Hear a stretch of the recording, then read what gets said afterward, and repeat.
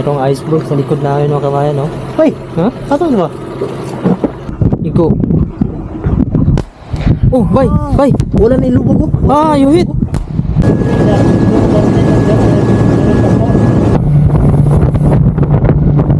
Yung pangatlong baril mga kabayan, no? Susubukan daw. Ayan, no?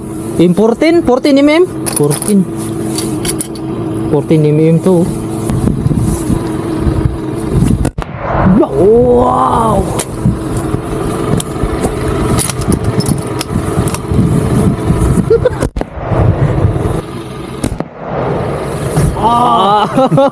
Ngayong araw mga kabayan ay maghahunting kami ng whale at seal dito sa dagat ng Greenland. Bali, niyaya lang pala kami ng kasama naming Greenlandic na kasamahan din namin sa trabaho. Bali sa kanya pala itong fishing boat na ginagamit namin. Ito pala yung kabuhayan nila dito sa Greenland ay pangingisda yung pangunahing kabuhayan nila. Kaya mayaman ang Greenland pagdating sa dagat. Sobrang ganda nga ng panahon ngayon dahil lumabas yung araw. Kung napapansin nyo sa bandang itaas natin, yung ulap ay parang kaya na nating abutin sa ating mga kamay. Sobrang ganda nga dito mga kabayan na parang ceiling lang nasa itaas natin. Yung katamtaman lang yung panahon ngayon dahil nga mayroong araw, maraming pwedeng gawin dito sa panahon ng summer. Dahil nga sa winter ay tumitigas yung mga dagat dito sa Greenland. Kaya hindi sila dito madalas makapishing sa panahon ng winter. Dito sa Greenland naman, ay kahit wala kang lisensya dito mga kabayan, ay pwede ka namang makagamit ng baril na maghunting ka ng reindeer at pwede ka din makapishing dito kahit wala kang lisensya. Kaya ganun na lang kakampante yung gobyerno nila dito, kahit nga wala kang license dito ay pwede kang makagamit ng baril basta gamitin mo lang ito sa paghunting. At ito na nga mga kabayan ay paalis na kami papunta doon sa isang area kung saan matatagpuan yung mga seal at whale na sinasabi ng aking kasama. Medyo kinakabahan nga kami dito ng aking kasama dahil nga ito yung first time namin na sumakay sa ganitong fishing boat. Kung napapansin nyo, sobrang bilis ng kanyang patakbo at tumatalon-talon yung fishing boat namin kapag mayroon kaming nasasalubong ng mga alon. Medyo may hangin kasi kunti mga kabayan pag nasasalubong namin ay medyo malamig din. At syempre nakakatakot din mga kabayan kung sakaling mahulog ka dyan sa dagat. Hindi ka nga mamatay dyan sa lunod kundi mamatay ka naman sa sobrang lamig. At syempre, kampante naman kami sa aming kasama dito na Greenlandic dahil nga ito na yung gawain nila dito at sanay na sila dito. Maganda naman din kasi itong fishing boat niya dahil nga fiber na ito mga kabayan at hindi maaaring tataob ito ay babalik lang ito mga kabayan sa kanyang forma. Mabait din itong kasama namin sa trabaho na Greenlandic dahil nga siya mismo ang nag-offer sa amin kung gusto ba daw namin ma-experience dito yung dagat ng Greenland dahil nga mayroon daw siyang boat. Kundi nag-ambag-ambag na lang kami dito ng panggasolina dahil medyo malayo-layo din yung biyahein namin mga kabayan na aabot siguro sa mga 30 minutes kung saan matatagpuan ang mayroong mga seal at whale na makikita na maaari naming barilin mga kabayan at kung sakaling makakuha kami ay masubukan namin kumain ito dahil nga ito yung kinakain nila noong mga panahon pa yung whale at seal. Ito lang talaga yung view dito sa Greenland mga kabayan. Bali mga bato lang yung makikita mo at dagat at wala ka nang makikita dito na mga kahoy. Minsan may makikita ka dito sa gilid na mga reindeer. Magtataka ka mga kabayan kung paano din mabubuhay yung mga reindeer dito nga wala namang tumutubo dito na mga halaman. Sa sobrang tulin nga ng patakbo ng aking kasama ay nahulog itong aking sombrero mga kabayan. Sayang din naman bagong bili ko lang ito at binalikan talaga ng aking kasama. Sabi ko sa kanya wag na natin kunin pero ang sabi niya balikan natin dahil sayang daw. Kaya ito mga kabayan, nilagay ko na lang muna dito sa ilalim at tinanggal ko na itong aking sombrero para hindi naman makasagabal mga kabayan at makaaberya pa tayo dito sa ating kasama. Kaya dito nagpapatuloy lang kami sa pagbiyahe hanggang makakita kami dito ng whale at seal na maaari naming barilin. Huminto muna kami dito sa isang lugar bago kami tutuloy kung saan malapit na naming makikita yung whale at seal dito. Ang sabi ng kasama namin dito na Greenlandic, subukan daw muna namin mag-practice practice dito. May nilagay siyang plastic sa unahan na titirahin namin ng baril mga kabayan. Bali 3 pala yung dala niyang baril. Yung una ay hindi gaano kalakas, yung pangalawa naman ay medyo malakas at yung pangatlo ay sobrang lakas. Sabi niya lahat ng baril ay subukan niyo muna dito. Sa akin mga kabayan hindi na bago yung baril dahil nga lumaki ako sa Mindanao sa lugar ng Cotabato kung saan araw-araw akong nakakita ng baril dahil nga yung papa ko dati mga kabayan ay siya ang nagpipinan sa mga kap ko mga kabayan kung saan yung mga baril na garan importin ay nilalagay sa bahay namin pag pumupunta sila doon na mamalingki galing ng bundok. Kaya sa akin, hindi na bago yung baril. Yung kasama ko naman mga kabayan, medyo kabado siya dahil nga ito yung first time niya mga kabayan na makikita ng baril. Dahil nga lumaki siya sa city mga kabayan, samantalang ako lumaki sa probinsya. Sabi niya, sobrang lakas daw yung sipa ng baril, kaya nga medyo kabado din siya dito. Kaya ako dito laging nauuna mga kabayan, testing ng baril dito. Ito yung pangalawang baril mga kabayan. Bali sinubukan ko din ito. Bali dito lang din ako nakapaputok ng baril dahil nga sa Pilipinas hindi ko naman din ginagalaw yung mga baril nila doon. Pero sa ngayon mga kabayan hindi na ganun sa aming lugar dahil nga bawal na din doon pag may baril na walang lisensya at yung baril mo iiwan mo kahit saan. Dahil peaceful na ngayon mga kabayan doon sa aming lugar. At pagkatapos mga kabayan, bali itong kasama ko, kinuha niya na yung pinakamalakas na baril. Pinakita niya sa amin yung malaking basiyo mga kabayan na bala dito.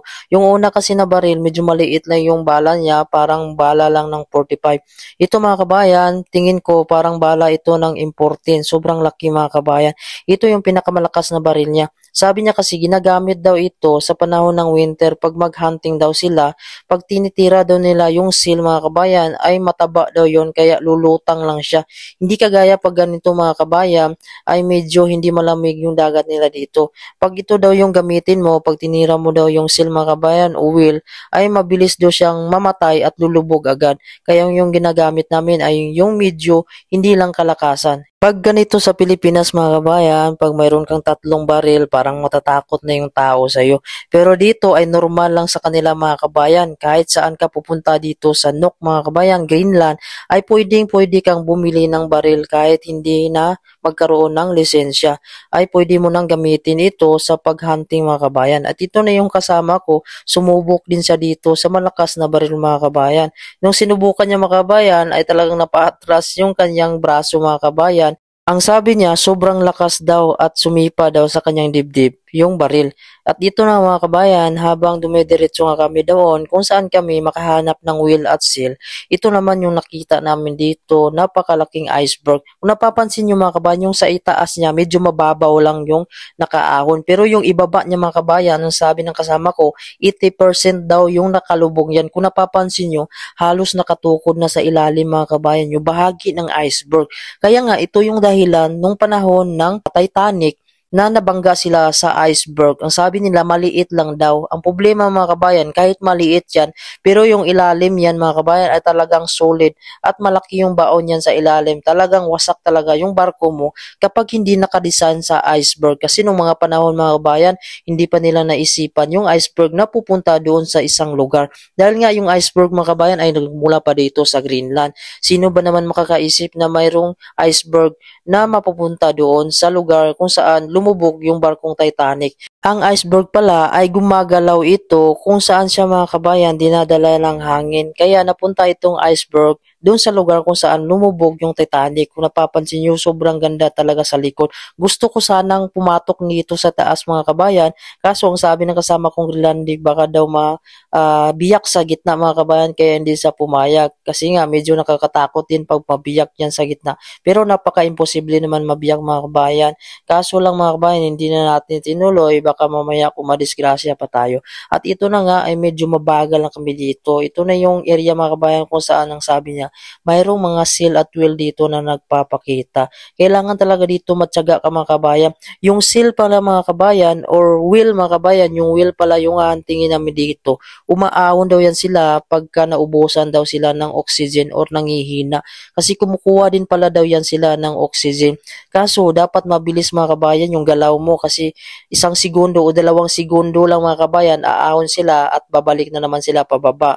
Para mga penguin mga kabayan. Ayun mga kabayan, kabayan, may nakita siya. Hindi ko nakita ito mga kabayan dahil nga hindi pa ako nakakita ng whale mga kabayan.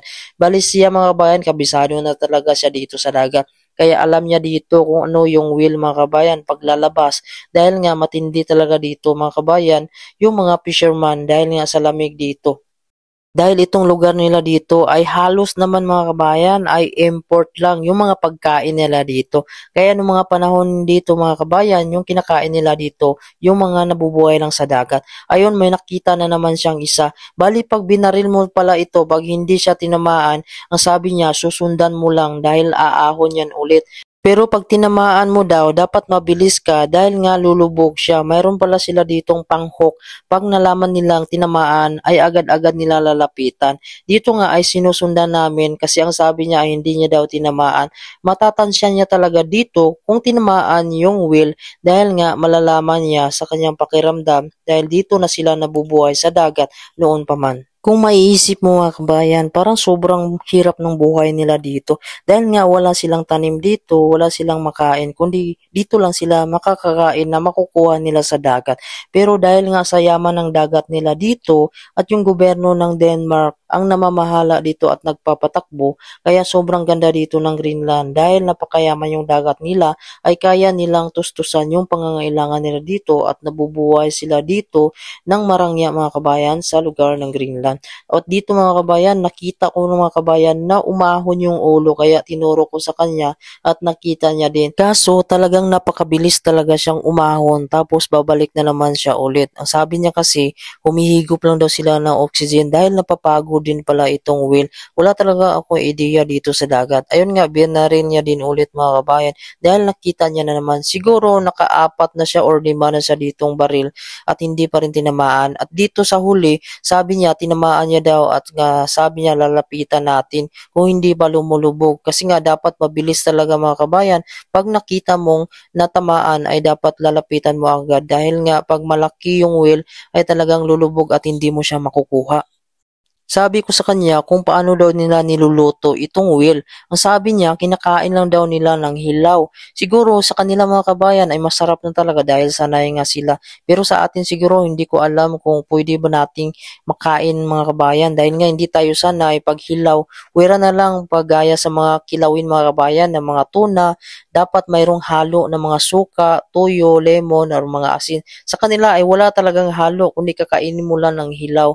At dito ay hindi nga namin nakita ulit na umahon yung whale. Ang sabi ng kasama ko ay baka lumubog na daw. Dahil nga pag hindi nga daw tinamaan yun ay babalik aahon yun dahil susundan mo lang ng susundan yun. At dito na mga kabayan hanggang dito na lang yung aking video. Sana yung video ko ay nakapagbigay ng impormasyon. Huwag nyo naman po kalimutan subscribe yung aking YouTube channel. Pindutin nyo na din yung bell notification para updated kayo kung may bago tayong mga video.